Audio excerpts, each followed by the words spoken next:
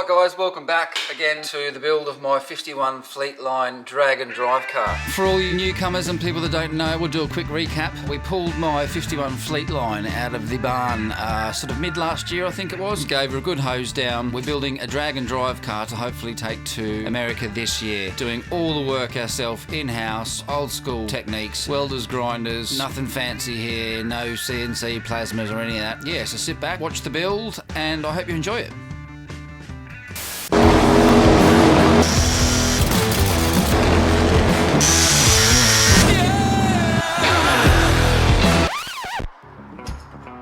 We've got loads of bits back today, which is pretty exciting. I got the rear end back from Jeff at Hauser Racing. I was going to build this myself. I've built loads of these in the past, but considering this thing's like 1500 plus horsepower, Jeff does them all day, every day, so did me a killer deal. Over the last couple of weeks, I've been working on other cars and auction cars and whatnot to, to pay the bills and, keep the family running. But I can finally spend some time on the car again now. So we picked up all the ignition system. We've actually got a 6AL2 with a 2-step in it. That's already in the car and wired. New billet distributor, bronze gear, crab cap so we can clear the blower. A friend of mine, Tony, had a second-hand crank trigger for it. So these things are about 500 quid, and I got this off Tony for 130, so makes sense. A lot more accurate, for ignition timing. So got all the gear now for the fuel pump. So the fuel pump's in the car, tank's in the car.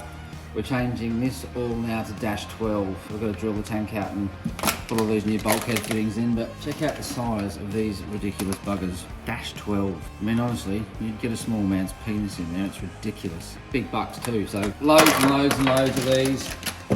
So I can get all the fuel system now plumbed up from the pump to the regulator. Those dash 12 braided hose. Also picked up a killer set of pipes the other day. Again, mate of mine Tony had these kicking about. Big block headers, stainless steel, 2¼ inch primaries, 4-inch collectors with a V-band. I was sweating on buying these because you're going to spend anywhere from 600 quid to £1,000 for a set of headers.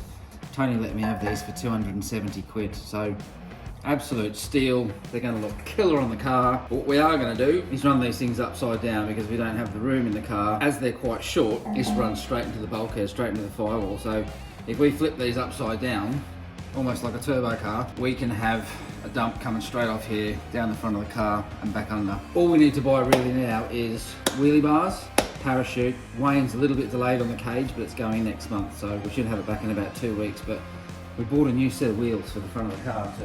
We've got street tyres for the front and the rear of the car, but we wanted some track tyres. So obviously we've got slicks on the rear, we've run some racing tyres on the front. Really happy with these. Cheap as shit, 160 bucks from Jegs. They're not billet, they're just cast alley. So, pretty sick. 17 by 4.5. Front runners, as a lot of guys call them, but these will just be our race tyres. So the lightest of things being cast, but as you can see, 17 by 4.5, so they're going to look absolutely wicked and can't wait to get them on. What we're going to do is I'm going to now set up the camera and I'm going to start to plumb the fuel system. So kick back, watch, have a couple of beers, tell your mates and enjoy. Right, so what are we doing? Let's get this fucking party started. Fucking Jegs, triples, let's go. Is that pretty tight there? Right, so look at these fucking big motherfuckers. So these two are going to go in here. One of these is normally a return, but we drilled these out from dash 8 to dash 12, and we're going to use both of these as a feed for the pump. So we've got 2 dash 12s, 2 lines out of there, 2 lines into here. There's 1, and there's 2. Jim is now going to measure these hoses from there to there. Is that hose going to be long enough? That's what I'm thinking. You can't even fucking bend it, let alone kink it.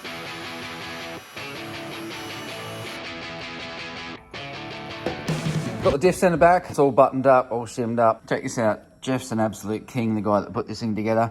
Gives you a little laminated sleeve and gives you all the tolerances, clearances, bearings, shims. Everything he's done to it is written right here, which is absolutely fantastic. Like I said, I could have put this thing together myself, but 225 quid, he's done all this. Let's get this thing cleaned down, get the surfaces cleaned up, it's got a new gasket for it somewhere, and let's get this thing installed.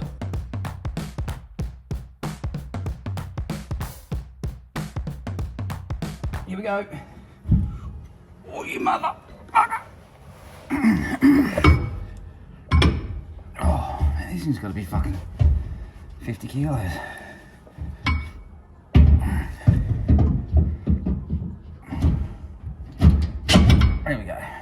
Spent all my life working with a ramp or a hoist, and now at fucking 46, I'm crawling around the floor like a fucking homeless man.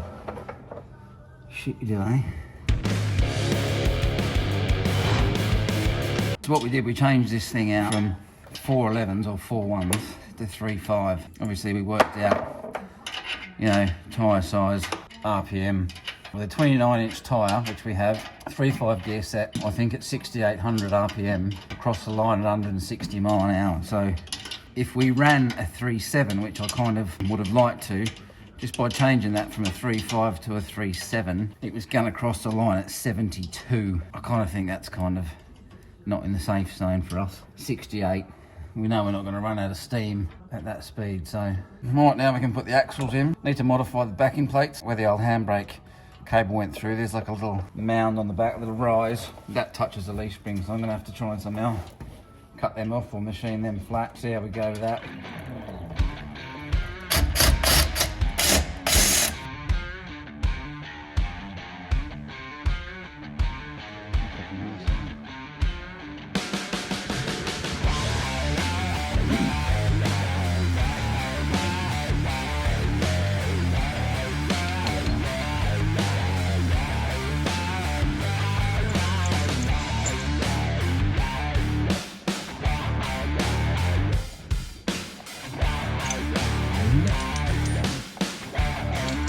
Our ride height is 15, top to bottom, so 900 horsepower, we're over that. So compression is 12 to 18, so let's start this compression at 12, 5, 6, 7.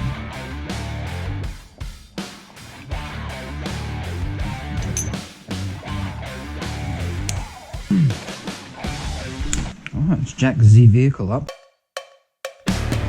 Got these bad mamma jammers in the post the other day. We've been waiting on these for a couple of months. Viking Performance, gorgeous bits of kit. Really excited to get these in the car, because then we can get the car sitting on the ground and adjust the ride height and keep moving forward. But killer piece of kit. Compression's adjustable, rebound's adjustable. They're obviously the front, and these are the rears, fully adjustable again. So, you know, in my eyes, I don't think we could have gone with Strange or something like that, but this is what I was recommended by quite a few people. I was worried about how we were going to set this up, because I think they've got 18 different settings on each knob, and they give us this awesome little sheet here, but they actually give you here a starting point, which is absolutely fantastic. Very easy to work out. So 900 horsepower plus, so we're up this end of the scale, front and rear. Start between 12 and 18 on the compression, the rebound 2 to 8, you know, again the same for the rear. So really looking forward to getting these in the car. We are going to have to do a little bit of modifying on the top of the front shock tower, because what we did, we pulled an old set of coilovers out of this car. Now those coilovers didn't have a top hat. They actually located on the inside of that shock tower, so we kind of figured we'd have to modify that. So all we did on the passenger side last night is I just plasma cut the round mount out of the top, and there's just this piece of 2.5–3 inch tube that protrudes down the bottom that used to locate the old spring. That won't fit. Trimmed them down, cleaned them all up, welded them back in, and now these rubbers sit in there perfectly. A little bit of mucking around, but it works like a treat. And also, before I forget, really exciting stuff, we've finally ordered our carburetors. Wait to see these bad boys. We'll billet, custom, made for us. Check these things out.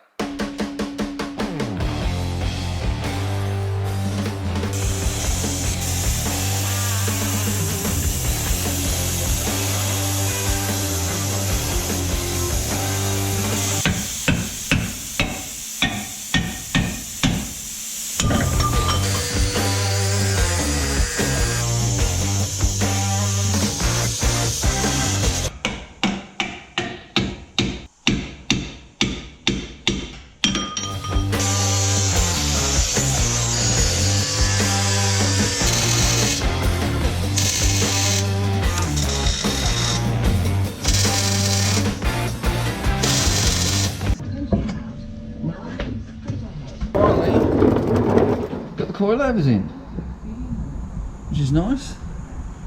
So yeah, they sit pretty well.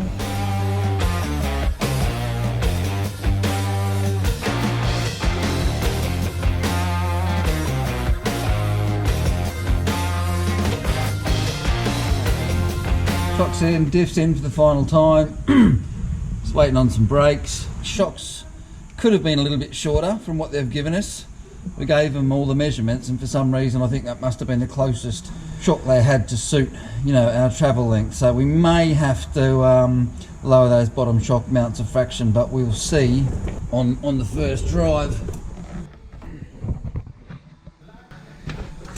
So yeah, love these, man. Absolutely fucking killer. I had a bit of an issue with the front. Got like a little spherical bush in the bottom of the front shock. They've sent me a, what did they send me? They sent me a 1/2 inch rather than a 3/8. So instead of waiting another week or so to get them, you know, shipped out from the States, me and Andy ended up machining up a couple of nylon bushes for it. Got the front installed, got the rear installed, but we ran into an issue running the drum brakes on the back. Because the axle's so short, it just sits too close to the chassis rail for my liking. So I've got a friend of mine that makes up kits. Disc brake kits, so I'm seeing him on Sunday. We're going to a swap meet, so he's going to bring down 2 or 3 different kits that he uses a factory GM one, he makes his own one out of a Ford Transit. We're dealing with about 13 inches of a drum, which is just too big, so there is clearance but just not enough for my liking. I don't know how hard this thing's going to squat, how much travel we're going to have, so better to be safe than sorry. We can get a disc that's about 11 inches, 10.5 inches, so that sounds better to me. So I've got the tank drilled out now. Dash 12 fittings, nylon braided hose, 2 dash 12s, and that calls for a dash 10 out of the pump up to the regulator in the engine bay, which we've got on order. We're going to try and find a 4-port reg because Kenny wants to run dash 8 to the carbs. Pretty big hefty fuel hose. You can't really buy any better parts than what we've done, so I didn't want to just put a couple of Hollies on it. There's so many different brands out there and, you know, different sort of variations, but just a quick fuel kit, twin 850 or 950 quick fuel carbs, which I think are Holly anyway, or very, very similar. It's $3,000 US for 2 carbs, the fuel lines, and an old Hillborn scoop. It's $3 grand. I mean, it's just ridiculous for carbs that I don't really want. So, did a lot of research. Dave Gibbons is the guy. They build their own carburetors. So it's Tony Morris Carburetors. He's got a mate in the States that builds these gorgeous billet. You've got to see these things, they're off the hook. It's going to cost me the same amount of money for these billet carburetors as it is for a chunk of shit off the shelf. And we're going to run 2 1200 twin blades, so there's no more, you know, 4 butterflies, there's 2 big blades that open up. They're the Dominator pattern 4500. It's just over $3 for 2 of these beautiful anodized black billet carburetors that are just going to kick some serious ass. So put the deposit down, they're being built for us as we speak. Killer carbs. You know, these things used to be mega bucks, but I suppose the prices have come down now, so they can try and be competitive with, you know, your mainstream stuff. So.